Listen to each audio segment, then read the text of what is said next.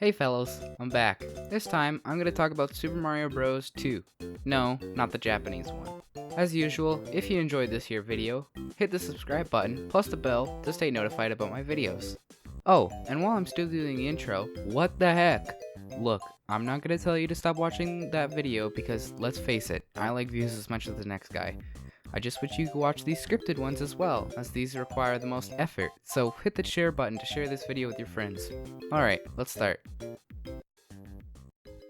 Super Mario Bros. 2, or Super Mario USA in Japan, has an interesting backstory. This is a remake of a prior Nintendo game, Yume Kojo Doki Doki Panic, better known as just Doki Doki Panic, which was developed in collaboration with Fuji Television. This game was made for the Family Computer Disk System, or Famicom for short, a close-to-carbon copy of the Nintendo Entertainment System. The Japanese sequel to the first Mario game would be Super Mario Bros. The Lost Levels, a much more difficult title than the first game in terms of level design. Nintendo didn't think that selling this in North America was a wise decision, so they repurposed Doki Doki Panic into the North American Super Mario Bros. 2, which was released on October 9th, 1988. According to the American manual for the game, the story begins with Mario waking from a strange dream, which the dream is the entirety of this game. So while Mario and his friends are out on a picnic, Mario tells them about his dream. But the gang notices a cave with the same setup as in Mario's dream. This is where our game begins. In this game, you'll notice many a change from the first Mario title. For starters, you now have the option to pick from not only Mario, but Luigi, Toad, and Princess Toadstool. Each character has its advantages and its disadvantages. Mario is standard gameplay with a little bit of a decrease in jump height and speed when carrying an object.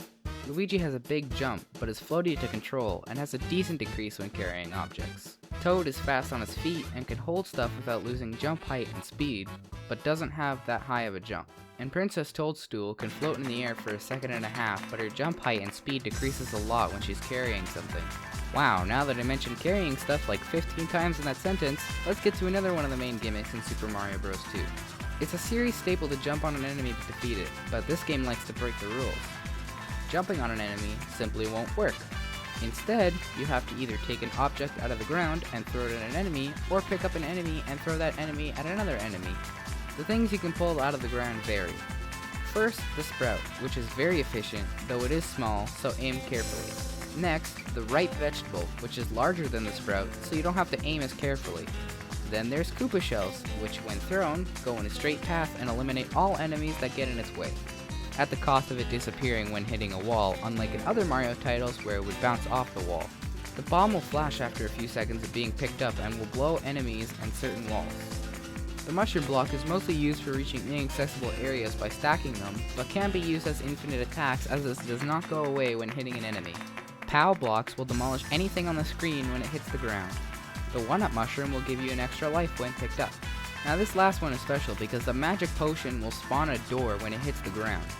Going through this door will put you in the subspace area, where, in certain areas, a mushroom or warp zone will spawn, as well as any stems you pull out of the ground being coins rather than plants and such. The mushroom will grant you an extra hit point when pulled on, and the coins will be used at the end of the level in a slot machine. The warp zones are cleverly hidden, as they were in Super Mario Bros. There are cherries scattered around the level. When you collect 5 of them, you get a superstar, which, if you've watched my previous video, you'll know what it does. Another thing about this game that's interesting is the bosses. Now instead of fighting Bowser 8 times, you have a variety of different bosses that you can fight. The first is Birdo, who shoots eggs out of their mouth, which you will pick up and throw back at them 3 times to defeat. The 3-hit bosses would be a staple of the Mario series onward. The red variant of Birdo will shoot fireballs, which, obviously, you can't pick up. But the fireballs are only shot sometimes. The green variant will always shoot fireballs, but there are usually mushroom blocks you can attack with. Next is Mauser, who will throw bombs at you, which you will need to pick up by either standing under the bomb or picking up after it lands, ending the attack with a careful bomb placement on the platform he stands on. Fry Guy will fly around the room and shoot fireballs at you while you try to snipe him with the mushroom blocks.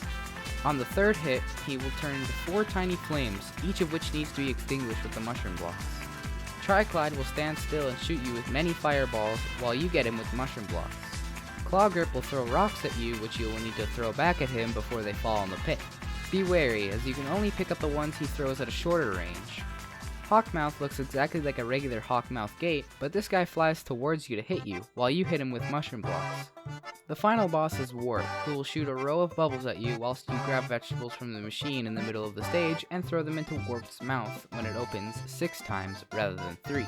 So now that Wart's been taken care of, let's give a little hindsight and review of our adventure. So this game's controls are equal in quality to Super Mario Bros., but for different reasons. The jumps are really fast, sometimes leaving no time to really predict much.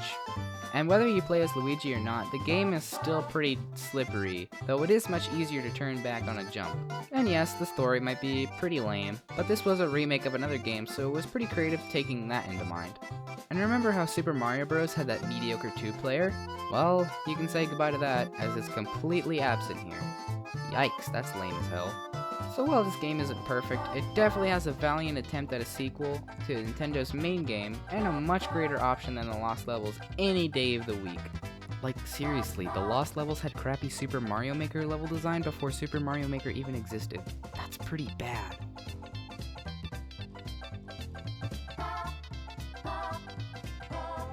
So that was all of Super Mario Bros. 2 for the NES. Man, what a great game. Except, also not a great game at the same time. Thanks again for watching. I hope you enjoyed this video, and make sure to hit all the funny buttons down below if you did. And with that, I'll be out of here. Later.